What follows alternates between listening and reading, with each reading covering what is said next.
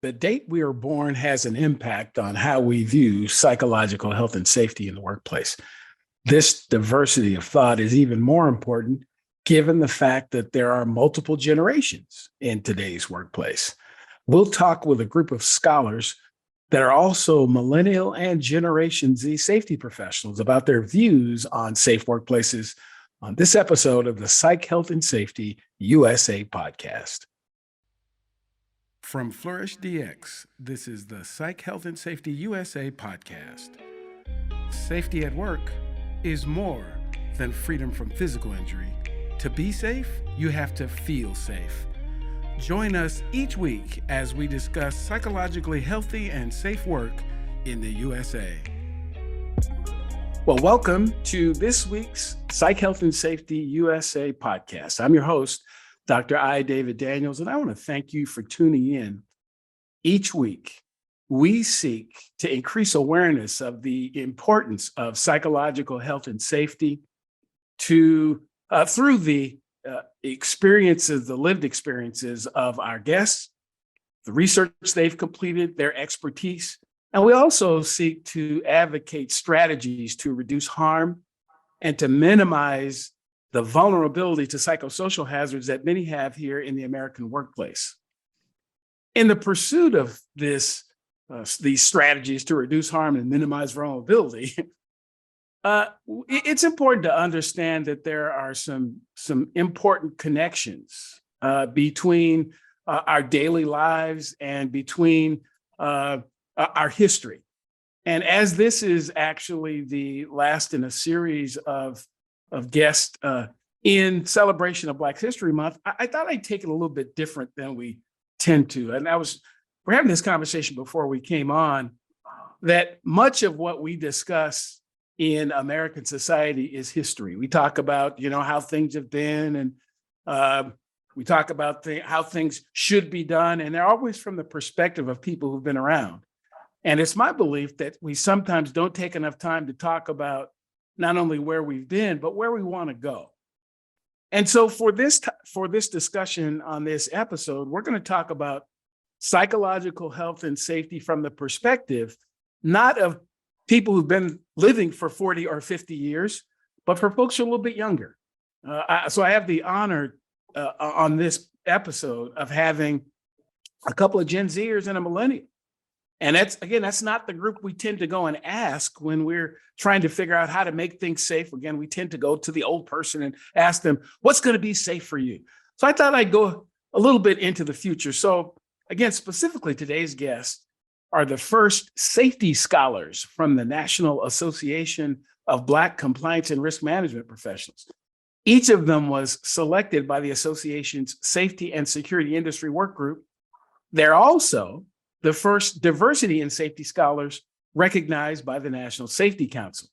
And our conversation is about the future of safety in general and the future of psychological health and safety specifically. So let's get to it. Because this is a little bit larger group than I normally have, each of these questions, you'll have to each have opportunity to answer it. And the first one up is, and I tend to allow people or ask people to introduce themselves with this question. And we'll start with, who is Leila Ruggs? Okay, that is a heavy question within itself, but I'm going to give you the best answer I can. My name is Leila Ruggs. I'm 19 years old, and I'm from originally Indianapolis, Indiana, but I now reside in Atlanta, Georgia with my parents. I am a sophomore environmental health and safety student at the illustrious North Carolina Agricultural and Technical State University. Okay. Studying environmental health and safety. Right. So you're studying environmental health and safety, and that's to be. What do you want to do with that someday? What's the goal of your studies? I hope that I can find purpose within safety culture and that I can hopefully make a difference for the future generations who are coming just now into the workforce and seeing the difference that we can make, because of course the country is constantly evolving, as well as the economy and just safety overall. So making sure that people can make it home to their families after they come home from work, I feel like I can truly make a difference with that. Okay. All right. more to talk about here in just a minute. So, who is Garrett Washington? My name's Garrett Washington. I'm a student athlete at American University. I'm on the wrestling team. I'm studying political science and sociology, and I'm originally from Oklahoma. So, yeah. And so, how did you end up at American University of all places? Actually, that's a funny story. I was on a recruiting trip to the Naval Academy for wrestling, and I was not really thinking that the military life was going to be for me. And since the Naval Academy is like 45 minutes away from Washington, D.C., I had already spoken with the coaches here at American just a little bit, and they asked me to come on a visit.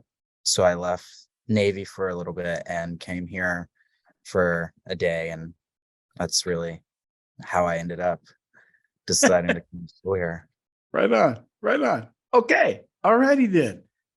And last but certainly not least, who is Emmanuel Winful? Hey everyone, so I'm Emmanuel Winful, originally from Ghana, West Africa, and I've been in the US for quite a while, moved around different states, worked in different states as well. Currently in Auburn, Alabama, pursuing my doctoral degree in industrial and systems engineering with a focus on occupational safety and economics. I'm also the health and safety engineer for the College of Engineering here at Auburn University. Okay. And how how does one end up from Ghana, West Africa, to Auburn, Alabama? How does that happen? That's a long story, but the short form of it is so I've been in safety. Right out after my bachelor's degree, kind of worked in safety, came to the US to pursue my master's degree in public health, environmental health, and then worked in different industries, moved around different states for job. Family is actually in the Georgia area, Atlanta metropolitan area. So stayed in the Georgia area for quite a while. And got another job in Auburn. So Auburn, it was a job that actually brought me to Auburn, Alabama. Never thought I would be living in Alabama. So got to Auburn for job, and then decided since I'm in academia, I might as well continue with my academic degree. Yeah. Okay. All righty then. Well, we've got a few other interesting topics to kind of kick around amongst the three of you today. So my first question, this podcast is heavily focused on psychological health and safety. And often when I say that, even when I say that to some safety professionals, they kind of go, well, kind of what does that mean? But everybody has a kind of a sense of what it means. And so this question isn't to put, none of the questions or put any of you all on the spot. It's really to get your perspective about what it means to you. So all the questions are, what do you think about it?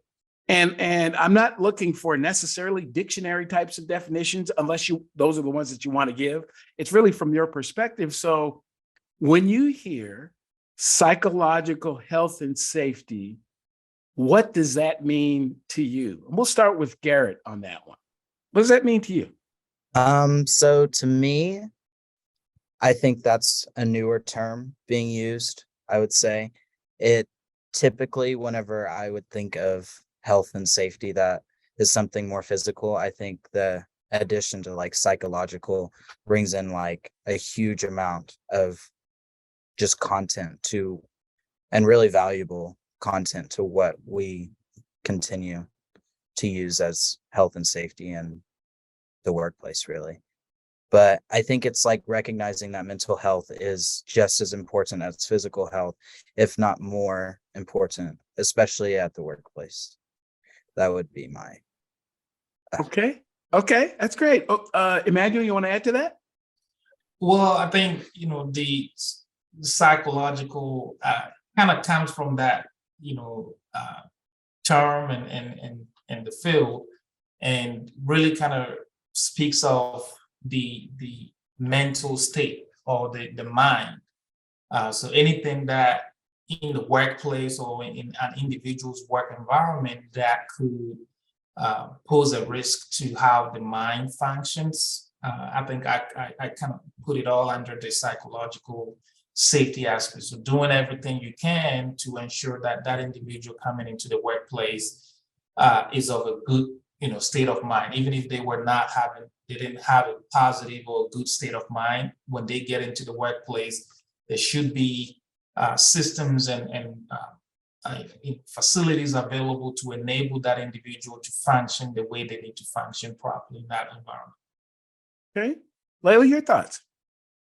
When I hear psychological health and safety, that kind of makes me think of, I agree with both Garrett and Emmanuel, as the mind being the backbone of pretty much like our entire existence. I kind of connected with it as far as your mental health is going to affect every single aspect of your physical health. So of course, if the mind is not right, nothing else is going to be. So you're not going to perform at your best level physically if you are not mentally at your best level. So I do think it is important to understand the health of like your cognitive functions and how to keep those safe within the workplace so that you could physically perform at your best level and really add to the company's purpose. Sure. Now, all of you are studying some aspect or somewhere on the continuum of safety. And it's interesting when people talk about safety around the country, they have very different views about what safety is. And at least my experience is that when safety comes up, predominantly in the Black community, the first thing people think about is law enforcement. And they don't necessarily think about, safety at work and all that type of thing. So I want to get back to the question I asked generally, and ask you again more specifically about your feelings about safety in general, not just the psychological piece, but why do you think that safety at work is important? I mean, important enough for you to study, components of it. So why do you believe that safety is really so important? And Leila, we'll start with you on that one. I believe safety at work is important because it's very disheartening to me when I hear stories of people losing their parents. And of all places, they lost their parent at a job, at work, somewhere where you think, oh, you're supposed to be safe when you're going to provide for your family. So it's very disheartening when I hear stories like that. So that kind of makes me think of people should not have to say goodbye to their loved ones one morning in hopes that they're coming to return home in the evening, and all of a sudden their world is turned upside down when their partner or their mother, father, cousin, whoever it may be who lives in the household can no longer provide whatever they were providing to the household because of their safety at work. So I do think it is important that we establish some type of procedure, policies, laws that keeps people able to go back to their families and come back the next day perfectly safe. Sure. Garrett, want to add to that? I really agree with you, but I would also add in the aspect of mental health and how if someone is not having a great situation at work, it really will affect their home life. And especially in the Black community where but mostly you hear about single parent households. And if one parent is not feeling as if they are being treated correctly at work, that leads to numerous problems with the child and other people that are affected. So like safety at work really does not just affect the company's bottom line profit, it affects entire communities across the nation. And I think that's what we need to be recognizing right now, is how it has effects that go across the board. Yeah. Okay, Emmanuel?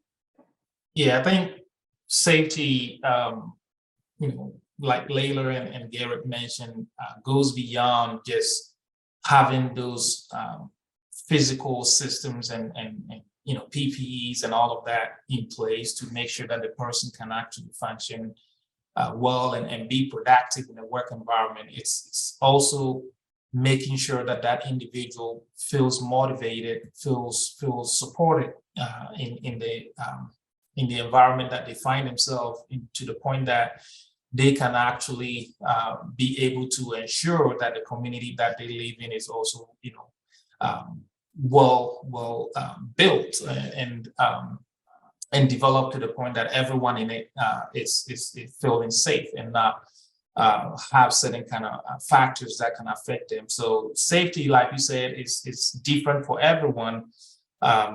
It could be coming from this having a sense of security at home or even at work, and then at the same time having that supportive environment for them to be able to do what they want to do.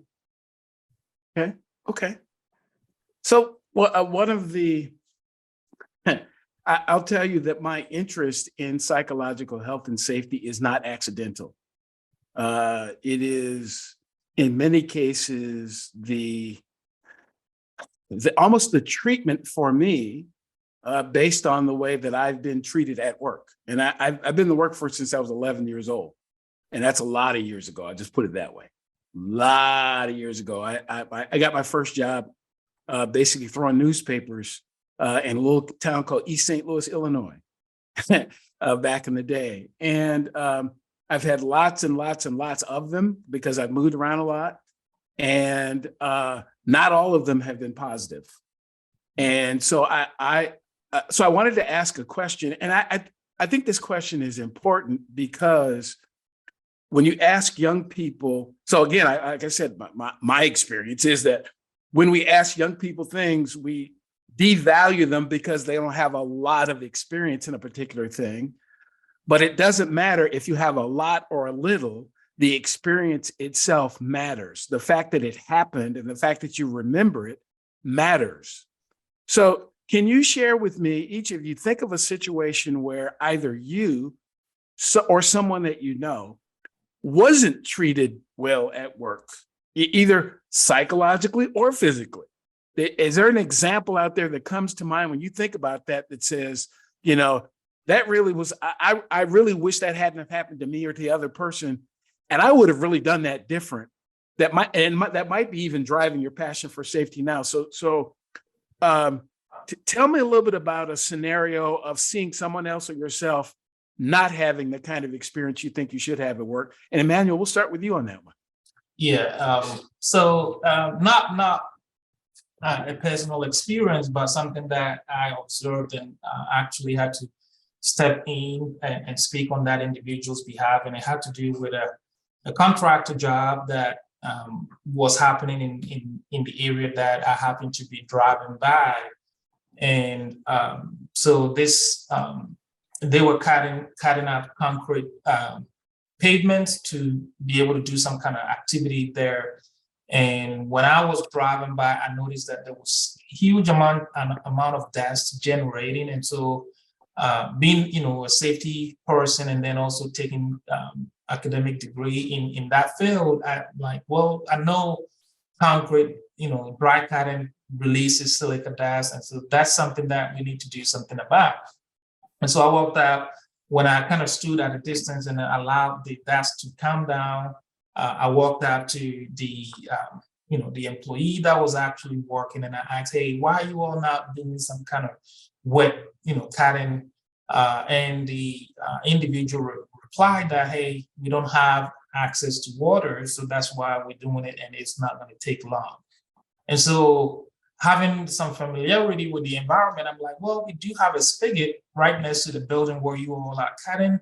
Can you all go get some water and just kind of do it? And so the individual knew that there was a risk to what he's doing, but mentioned that I would have to talk to the supervisor. And so I asked, well, where is the supervisor? And showed me the supervisor was sitting in a truck a distance away from where the task was being performed. So I walked up, knocked on the window, and then he kind of rolled it down. And it's like, hey, is there any way you can help these guys make sure that they do some wet sowing? And the supervisor mentioned, we don't have the time for it. And so I went back and told the guy, hey, can you, I'll help you, walk you to the building, get you some water so that you can all protect yourself. And in the moment where the supervisor was, when the employee was going to work with me, the supervisor came back, called the guy and told him that he needs to get back to the job. Otherwise, he's going to be kicked off the site. And so in with me wanting to help the employee, the supervisor was not in line with that. So I decided to call, find out who the project manager was, because typically most construction sites will have a number. So I called and reported, and within a couple of hours, I noticed that there was somebody that drove on site. I had to actually wait just to kind of see how things would turn out. And somebody came in to make sure that they were doing it right. But what I kind of noticed from there was that the individual performing the task, it was one African-American guy and then another Hispanic guy that were doing the job, whereas the supervisor who was not, was white.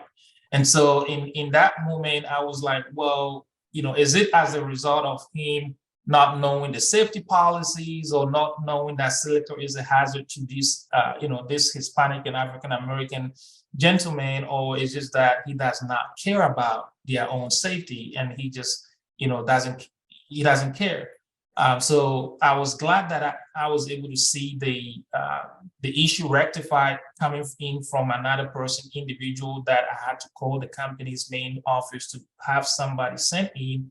And I'm not sure what they talked to the supervisor about, but eventually they were able to get some sprayer to fix the issue. So that was one of the experiences where I feel like, the employee knew what, could be done to make the job safe, but did not have the capability to demand for that environment to be made safe because the supervisor would not create it or allow for that environment to be made safe. Sure. Leila, any thoughts you have about what you've seen, experience yourself or from others?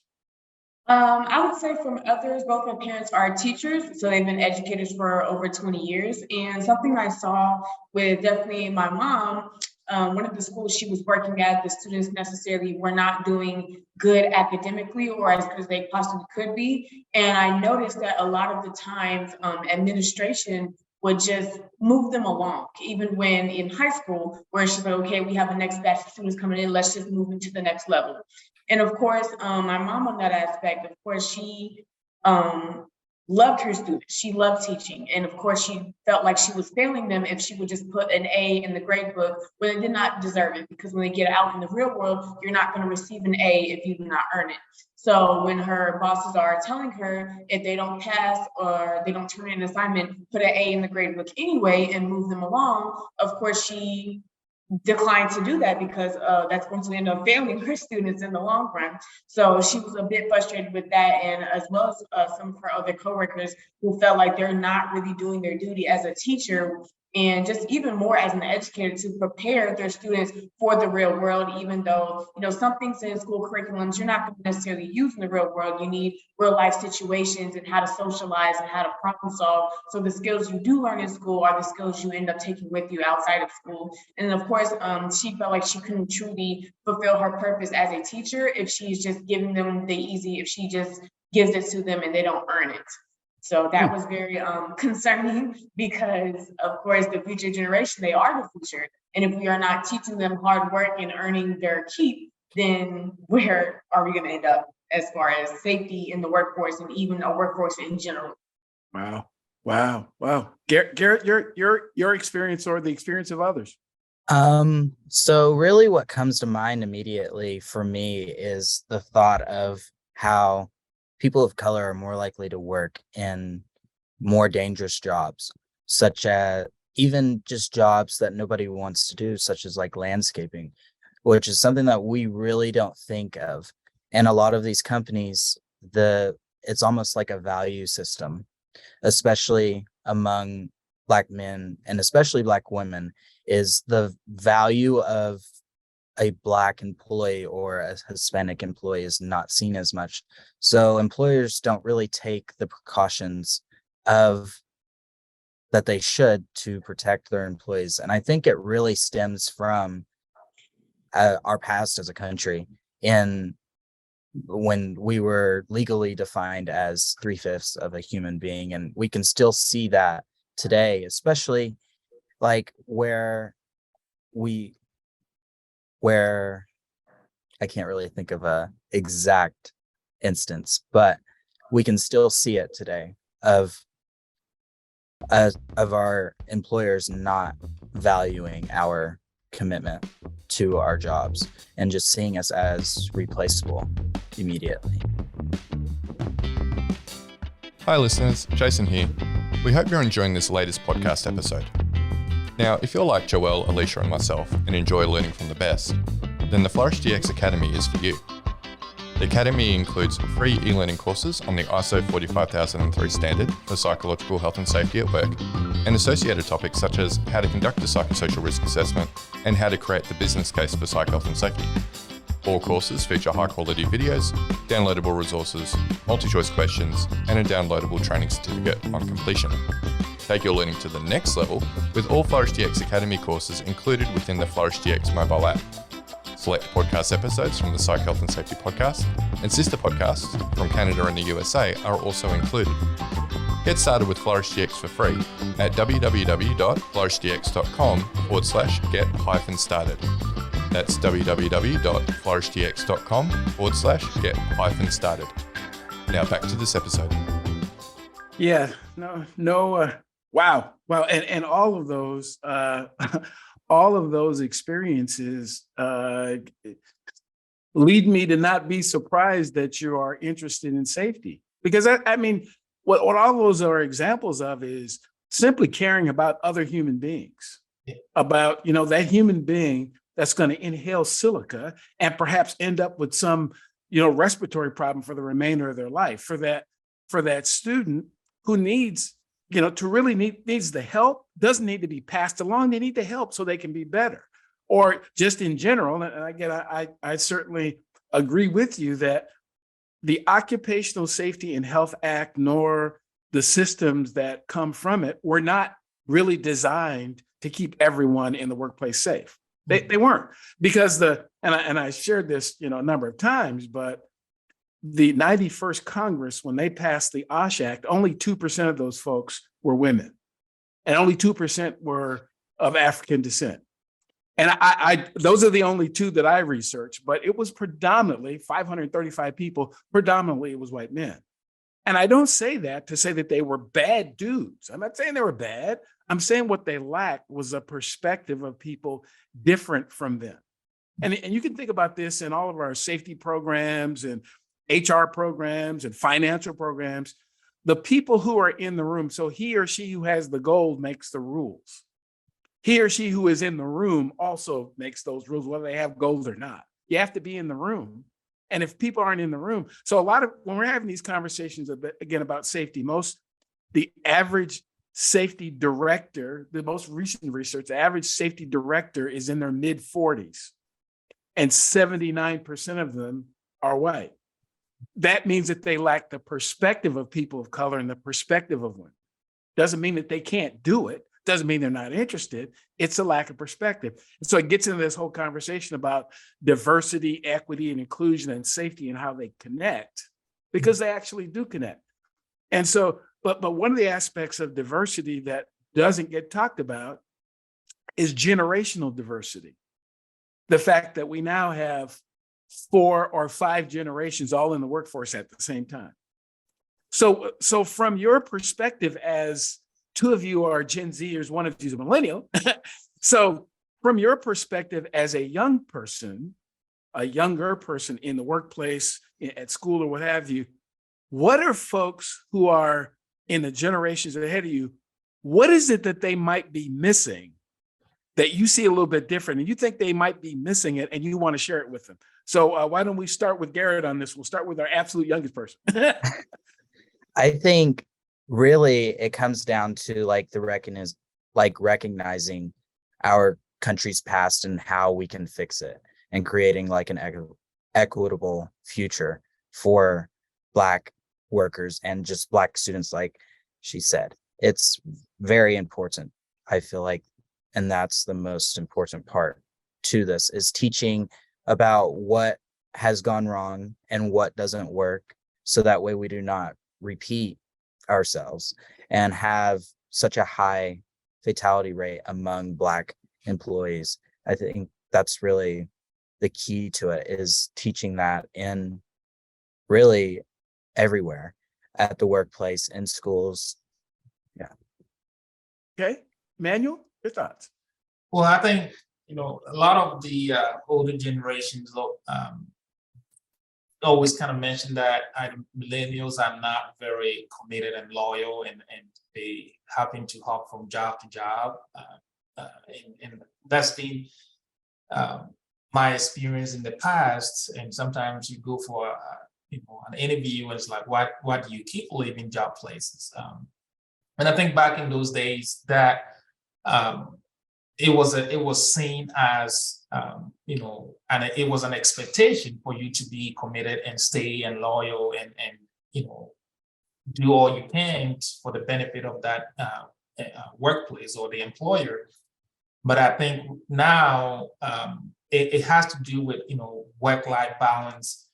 How am I, or as an individual, as an employee, how am I benefiting from what I'm doing for that employer?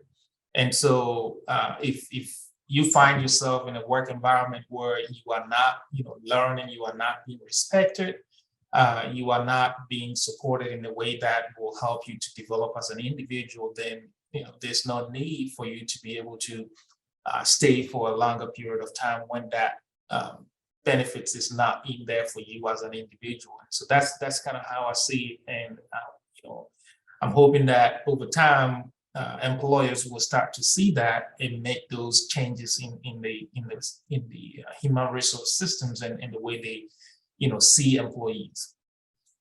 Sure. Leila, your thoughts? What do you want to tell the leadership class?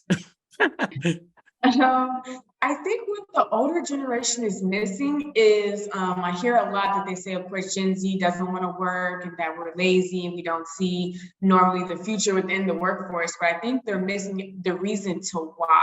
When you don't put into good education systems and teaching people good work ethic, and then you also don't make work a safe place, why would you expect someone to come work for you if you can't keep them psychologically and physically safe at work? It just seems like there's no purpose there. It just seems meaningless work. So I think that they're missing the fact of when you provide safe spaces for people to work, that's going to draw a crowd. And if you don't provide that, you can't really blame the people who don't want to come when we have to go over so many obstacles just to get, even as a Black person in America, just to get the bare minimum. And when the bare minimum is not even being safe at work, how can you expect new students who are coming out of college or coming right out of high school to want to work and show their skills if the safe space is not provided? So I do think older generations should definitely not take some accountability, but reflect on the reasons why some of the things are the ways they are and how to move forward and prevent these things from continuing to ultimately make the workforce a good place for everyone. Okay. Okay. I just love the conversation. So let's say we're using you all as let's say you're in a focus group. And you have an employee who is really interested. I honestly believe, what all of you have said. It's important to create an environment where people want to be there. Not that they have to be there, that they want to be there. So according to the Bureau of Labor Statistics, the average person in a private sector job stays there for 3.7 years. And that number is declining. It is not increasing. Because 40 or 50 years ago, of course, you'd stay at an employer for 30 years, because when you left, you were going to get a defined benefit pension. You're probably going to get health care for the rest of your life. So, of course, there was a reason to stay.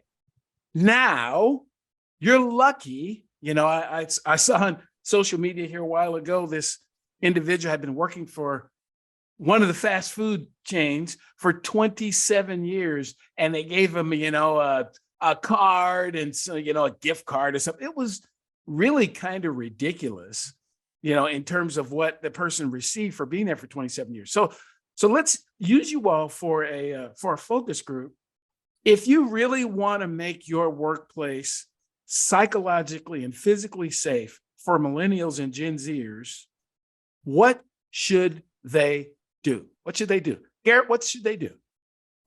I think it goes back to educating the employees about their value and how it's not really about making people want to be at work. It's about the employers wanting you to be there rather than them thinking that they can just replace you with another body in a day or two. I think that's really what the important part is, especially in just high risk scenarios where they probably are not paying you that much. So it makes you not want to be there, especially if you're a person of color. They're more likely to pay you less. So that lowers your value. You're doing a job that nobody really wants to do. It's extremely unsafe. So really, why would I want to be at work whenever the employer doesn't even want me to be there? Because they just feel as if you're not worth the actually helping. Okay. Okay. Leila, your thoughts? I definitely believe, I know some people, this might be a little controversial, but definitely more mental health days, especially if you have a mentally taxing job. So if you are dealing with, say, customers or people one-on-one, and maybe like, say you're a social worker or you work with Section 8, where people are not necessarily doing well outside of work, and they're sharing that with you. So that can automatically have an effect on your mental health, even though it's not you, but because you care about other people, that's a mentally taxing job. And so when you are doing that nonstop for a year straight, you only get 5 sick days. They're not even mental health days. You only get 5 sick days and 2 personal days. That's not going to be enough out of 365 days a year to where you're dealing with this mentally taxing job year round, and you are not allowed to have any more breaks than a week. That's not going to be enough to sustain good workers who want to come to work and who want to make ultimately the workplace a better place for them. So honestly, I do think we should implement more specifically mental health days where, employers are more understanding that life happens. It happens to everyone. So everyone, I think that should be a standard across all jobs, is definitely a certain number of mental health days where if you do need the break, please take it so you can still perform at your best when you do come back to work and often get done with that break. Okay, Emmanuel. I think having a work environment where people feel valued, being recognized for their efforts, and having a supportive environment as well. And I think, putting in systems or setups where it enhances the work-life balance and flexibility for individuals to still be productive in the work environment and not necessarily go through the traditional standard, 7 to 5 or 8 to 5 work environment, but having a work environment where it's adaptable and flexible to the individual's needs, and the person not necessarily feeling that they need to be coming in Monday to Friday, 7 to 5. But as long as they are being productive and ensuring that the business is functioning, having such kind of system, I think, would really help enhance individual, improve, the psychosocial safety in the workplace, and as well as even the everyday life as well. Because if people have certain family issues coming in, they don't need to feel like they still need to come in, because if they don't come in, they are losing funds to be able to take care of them and their family. But creating environments and work environment and work schedules that adapts to individual, everyday situations. Okay. I hope there were some business owners and employers out there who are paying attention to that, because it's, folks will pay, they'll go out and get these consultants, people like me, and spend lots of money doing lots of research and studies. And a lot of this is really not all that complicated. It's simply asking people, what would make this experience better for you? It's really just that simple. And then listening, because if you're not going to do anything with it, don't ask. That's what I say. If you're going to just listen to what people tell you, and they will tell you what would make the workplace safer emotionally for them, safer physically for them often, because workers tend to be the ones who see the hazard up close and personal. They know what's going on, kind of like, Emmanuel, like the situation you talked about. They know something's wrong. They may not know necessarily even how to fix it, but that sixth sense kind of tells them that something is wrong. So the three of you are, represent some of the best and the brightest upcoming, in the next generation of safety professionals. So what would you say to other young people who are, they're kind of trying to figure out what they want to do? And what would you say to the other young people to convince them that safety might be something they'd want to do? So now you get to be a recruiter. If you're recruiting other people into the safety profession, what would that look like? Leila, let's start with you.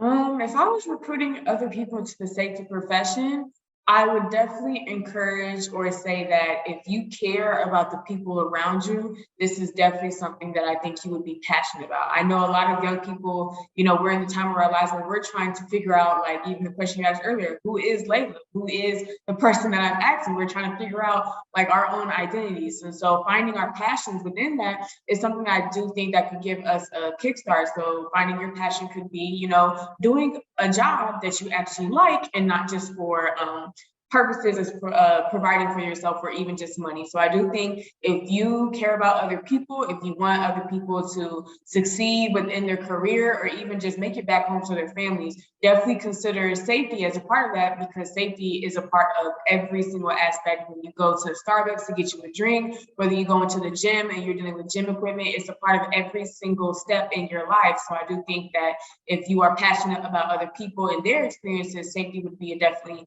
a good outlet for them as far as a job or career opportunity. Absolutely. Garrett, your thoughts? I would start with adding, showing them statistics about safety, and especially if it is a Black individual that I would be recruiting, I would show them statistics among the Black community. I may not push them towards a career directly in safety. It would probably be, I would be more likely to ask them to get educated and then figure out ways that they can promote a safer environment in their workplace. Because really, I think the goal for our community is not just for people to be working in safety, but to be working in general, and especially in growing roles such as more white collar jobs and less about the blue collar jobs. Yeah. Okay. Emmanuel. Well, from a recruiter standpoint, if I want to get someone in the safety field, I think kind of telling them that if they are interested in solving problems and allowing people to find value in themselves, and at the same time also be able to kind of work in a field where you have a cause, you're working towards an idea, and the idea is protecting individuals and saving lives and ensuring that people are able to maximize what they want to, how they want to be, and seeing the benefits of it at the end.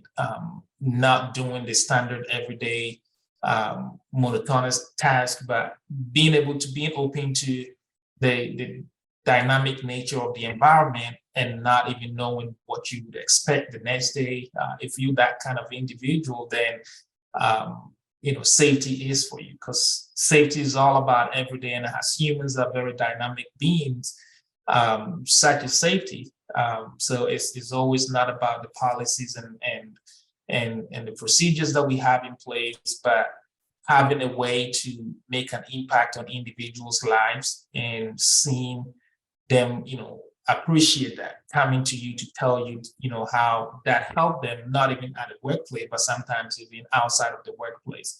And so that for me, being in an academia, sometimes students, when they graduate, having an acknowledgement on their thesis statement, kind of thanking me on the impact that I made throughout their experimental setups and their research, and how it helped them to be safe in the lab environment, makes me really happy. I don't tell them to put my name on there, but sometimes during their defense, or they will just acknowledge you that I did this and it really helped them along the way, and it's something that they will carry forward. I think speaks a lot, and so that's something that I really kind of tell them. Just seeing the benefits of it at the end and how it's changing lives is something that I would definitely use as a recruiting topic. Wow. So as we begin to wrap up our conversation, I've asked some kind of specific questions about safety and psychological safety and all that type of thing. But so think about, is there something that we haven't talked about that's either psychological safety specific or safety in general that's kind of swimming around in your head that you just want to say to the folks? So most folks who tune into the podcast will listen. We don't get a lot of views on YouTube, but we do get some. So that's why we try to do the recording as well. So what is just something just kind of in your head about safety in general, or psychological safety, or workplace mental health, any of those topics, just kind of in your mind, and you just want to say it to some people that you might not otherwise have the opportunity to say it to. So Emmanuel, we'll start with you on this one. Well, I think with mental health rising and the work environment changing as well, total worker health has been something that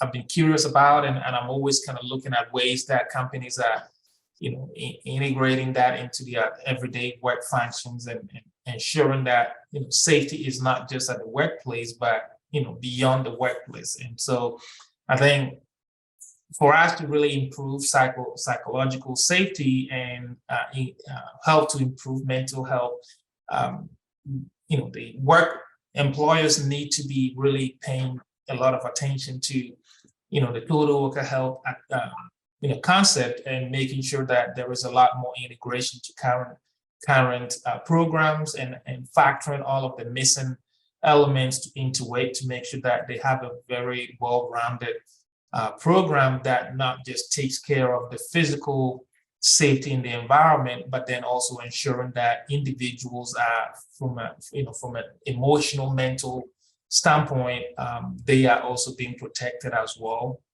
to ensure that when they get home, like Garrett mentioned, they are in a very positive mental state, that they don't take that stress, they don't take that effects onto, or the negative energy onto the family that is at home, because that can also negatively impact them, especially when parents do have younger ones at home and they end up seeing that, they may grow up having that kind of effect. So we need to be looking at it from a holistic approach, and finding ways to protect the worker, at the same time having systems that can also protect the younger generations. Okay, Leila, your thoughts? Something that has been fishing around in my head is maternal care. So looking at when you have a worker, of course, during the interview, you cannot ask, are you married or are you planning to have kids, because that could come up as issues.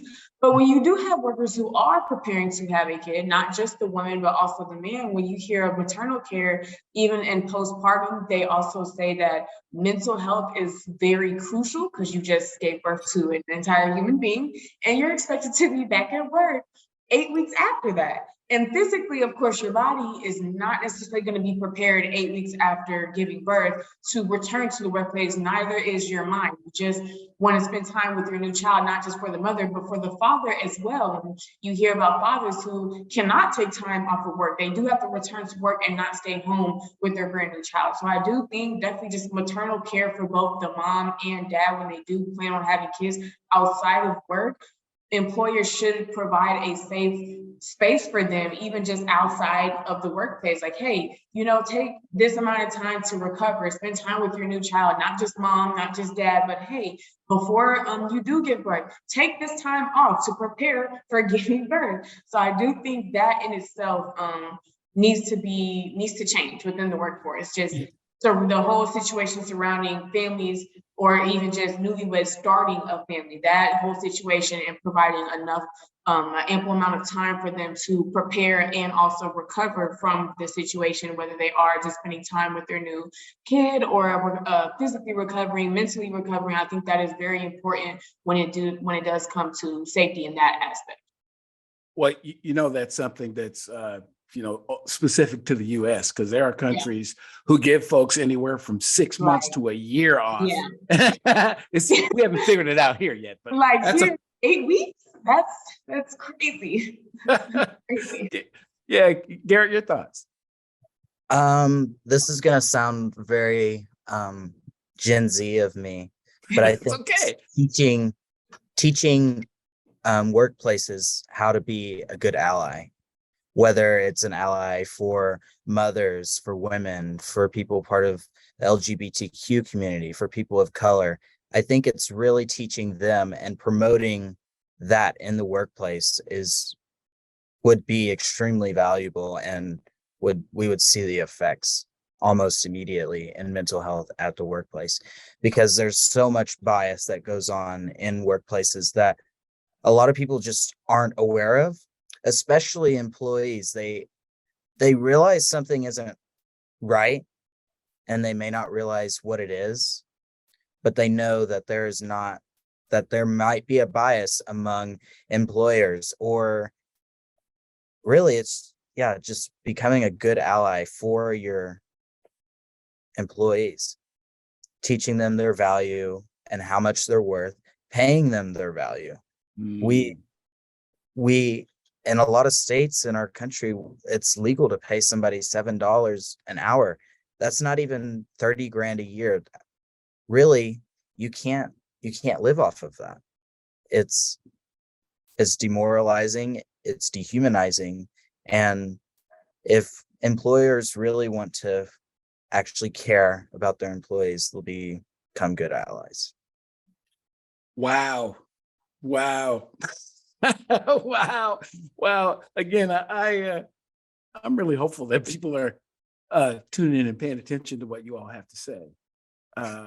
Because you are not only the future, you're the present.